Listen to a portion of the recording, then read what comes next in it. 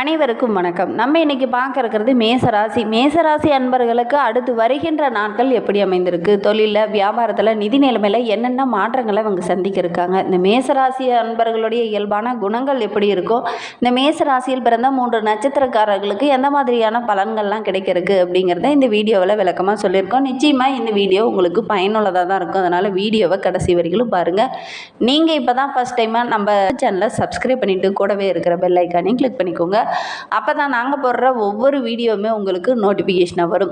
நீங்கள் மேசராசி அன்பராக இருந்தால் மறக்காமல் நம்மளுடைய சேனலுக்கு ஒரு லைக் கொடுத்துட்டு உங்களுடைய உறவுகள் வகையிலையோ அல்லது நண்பர்கள் வகையிலையோ யாராவது மேசராசி அன்பர்கள் இருக்காங்க அப்படின்னா மறக்காமல் இந்த வீடியோவை அவங்களுக்கும் ஷேர் பண்ணி விடுங்க.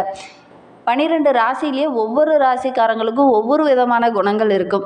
நம்மளுடைய மேசராசி அன்பர்களை பொறுத்தவரையிலும் நீதிமான்களாக இருப்பாங்க. 12 ராசிலேயே முதல் ராசியாக வருவதனால எதுலேயுமே முதன்மை பெற்றவங்களாக இருக்கணும் அப்படிங்கிற எண்ணம் இயல்பு இவங்களுக்கு இயற்கையிலேயே அமைந்துடும்.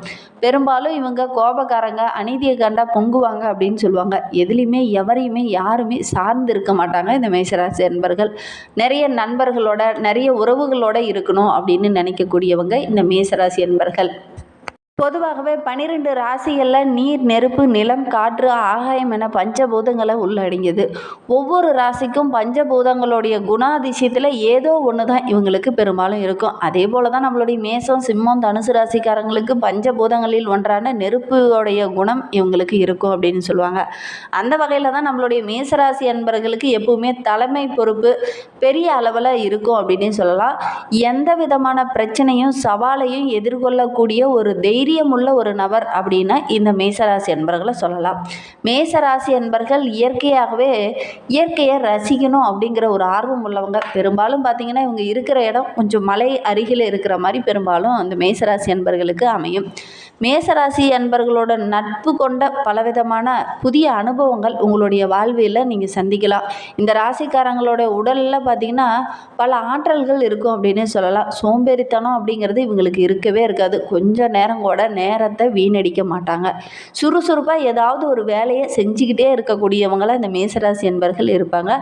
மேசராசி அன்பர்கிட்ட இருக்கிற மிகப்பெரிய பலவீனம் என்னன்னு பார்த்தீங்கன்னா இவங்களுடைய பிடிவாதம் தான். அதிகமாக பார்த்தீங்கன்னா நான் ஒரு முடிவு எடுத்துட்டாங்க அப்படின்னா எக்காரணத்தை கொண்டு அந்த முடிவை மாற்றிக்கவே மாட்டாங்க.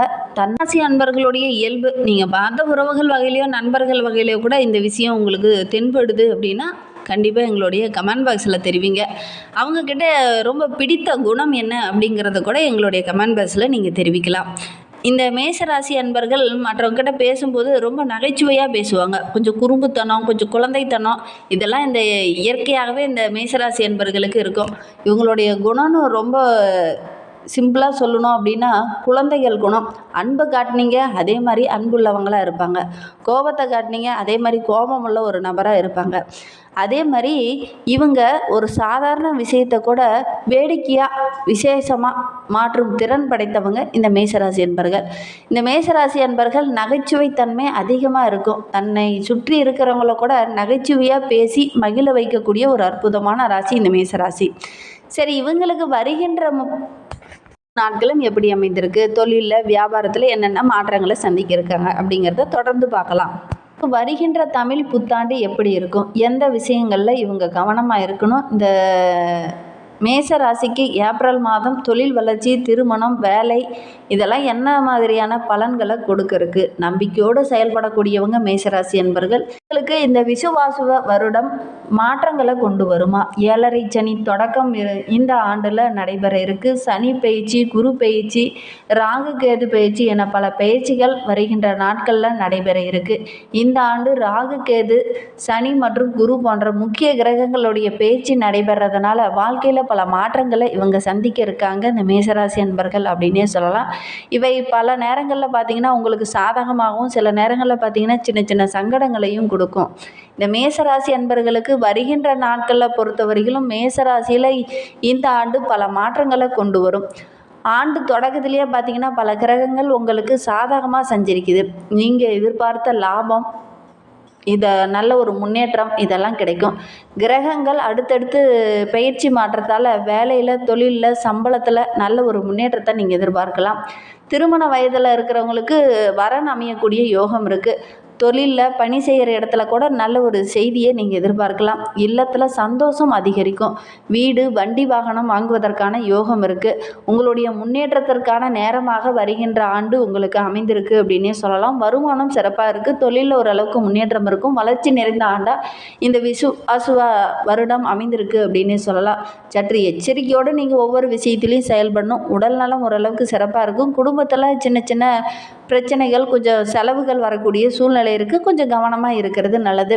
இந்த தமிழ் புத்தாண்டு தொடக்கத்திலேயே பார்த்தீங்கன்னா சில வாரங்கள்லேயே அபரிவிதமான பண வரவு இருக்கும். குடும்பத்தில் ஓரளவுக்கு வருமானம் இருக்கும், லாபம் இருக்கும், ஓரளவுக்கு திருப்தியும் மகிழ்ச்சியும் இருக்கும். அப்படின்னா கூட எதற்குமே கொஞ்சம் சிக்கனத்தை கடைபிடிக்கிறது நல்லது. வருமானம் தாராளமாக இருக்குதுன்னு தாராளமாக நீங்கள் செலவு பண்ணக்கூடாது. கொஞ்சம் சிக்கனமாக இருங்க.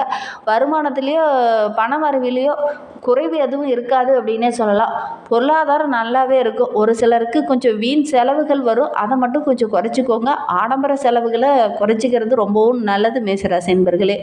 வசதிக்காக எங்களுக்காக அடுத்தடுத்து செலவுகள் செஞ்சுக்கிட்டே இருக்கக்கூடிய ஒரு சூழ்நிலை இருக்குது. இதற்காக கடன் வாங்க வேண்டிய ஒரு சூழலுக்கு நீங்கள் தள்ளப்படுவீங்க. கொஞ்சம் நிதானமாக இருங்க. கடன் வாங்கி வீடு கட்டுவது, வண்டி வாகனம் வாங்குவது, இந்த மாதிரி சுப காரியங்கள் நீங்கள் செய்கிறது ரொம்பவும் நல்லது.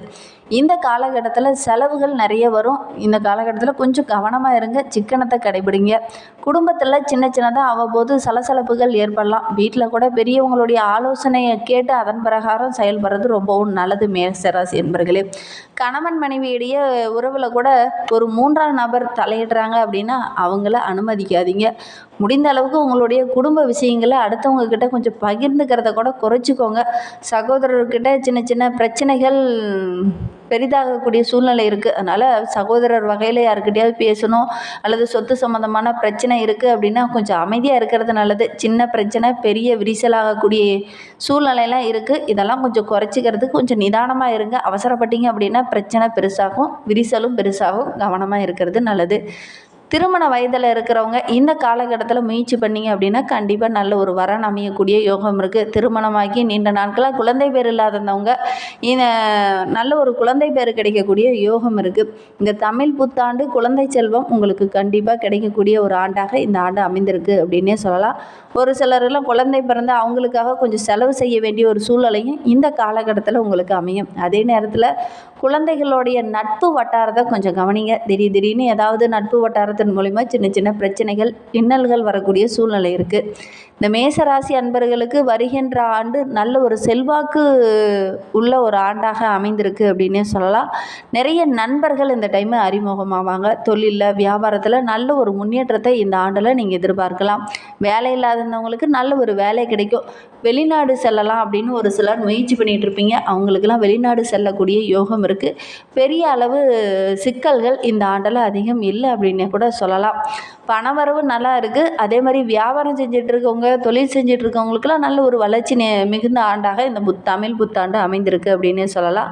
அலைச்சல் குறையும். அலைச்சல் மூலிமா நல்ல ஒரு ஆதாயமும் கிடைக்க இருக்குது அப்படின்னே சொல்லலாம். வருமானம் படிப்படியாக அதிகரிக்கும். செலவுகளை மட்டும் கொஞ்சம் கவனத்தில் கொள்ளுங்க. செலவுகள் தொடர்ந்து வந்துக்கிட்டே இருக்கும். புதிய நண்பர்கிட்ட பழகும்போது கொஞ்சம் எச்சரிக்கையாக இருங்க. யார் சொல்வதையும் இந்த காலகட்டத்தில் உடனே நம்ப வேண்டாம். கொஞ்சம் யோசித்து அதுக்கப்புறம் நம்புறது நல்லது. ரொம்ப க்ளோஸாக யார் இருக்காங்களோ அவங்கக்கிட்ட கொஞ்சம் ஆலோசனை கேட்குறது நல்லது. வியாபாரம் செய்கிறவங்க இந்த ஆண்டு முழுவதுமே நல்ல லாபம் கிடைக்கும். அதிகப்படியான வருமானம் கிடைக்கக்கூடிய யோகம் இருக்குது. வீணாக செலவு செய்கிறத விட்டுட்டு கொஞ்சம் கவனமாக நிலமோ அல்லது வீடோ வண்டி வாகனமோ வாங்குவது நல்லது. பிள்ளைங்கள் விஷயத்தில் கூட கொஞ்சம் கவனமாக இருங்க. கவனமாக இல்லை அப்படின்னா சின்ன சின்ன இன்னல்களை சந்திக்க வேண்டிய ஒரு சூழ்நிலை அமைந்துடும். கவனமாக இருக்கிறது நல்லது. இன்னுமே உங்களுடைய வாழ்க்கை சிறப்பாக அமையணும் அப்படின்னா சஷ்டி விரதம் இருந்துட்டு வாங்க. சஷ்டி விரதம் இருக்கிறது, செவ்வாய்க்கிழமையில் முருகப்பெருமானை வழிபடுறது, இதெல்லாம் செஞ்சீங்க அப்படின்னா இந்த எதிர்மறை கிரகங்களுடைய தாக்கம் குறையும். வாழ்வில் நல்ல ஒரு முன்னேற்றம் வரும். அதே மாதிரி தொடர்ந்து விநாயக பெருமானை வழிபட்டுடுவாங்க. சின்ன சின்ன தடைகள் இருந்தது அப்படின்னா கூட அதெல்லாம் விலக ஆரம்பிக்கும். நம்பிக்கையோட இந்த 2 விஷயத்தையும் செஞ்சுட்டு வாங்க. நல்ல ஒரு மாற்றம் வரும். முடிந்தால் வீட்டில் கந்தசஷ்டி கவசம் வாங்கி தினமுமே வீட்டில் கந்தசஷ்டி கவசம் படிச்சுக்கிட்டு வர்றது ரொம்பவும் நல்லது. நம்பிக்கையோடு செய்யணும். எந்த விஷயம் செய்கிறதா இருந்தாலும் நான் இந்த விஷயத்தை செய்கிறேன், எனக்கு மன நிம்மதி கிடைக்குது, முன்னேற்றம் வரும் அப்படிங்கிற நம்பிக்கையோடு நீங்கள் செய்யுங்க. கண்டிப்பாக நல்ல ஒரு பலன் கிடைக்கும். இந்த மாதிரி பயனுள்ள தகவலை நீங்கள் தொடர்ந்து கேட்கணும் அப்படின்னு நினச்சிங்கன்னா நம்ம சேனலை சப்ஸ்கிரைப் பண்ணிவிட்டு கூடவே இருக்கிற பெல் ஐக்கானையும் கிளிக் பண்ணிக்கோங்க. அப்போ தான் நாங்கள் போடுற ஒவ்வொரு வீடியோவுமே உங்களுக்கு நோட்டிஃபிகேஷனாக வரும். நீங்கள் மேசராசி என்பராக இருந்தால் மறக்காமல் நம்மளுடைய சேனலுக்கு ஒரு லைக் கொடுத்துக்கோ. நன்றி. தேங்க்யூ.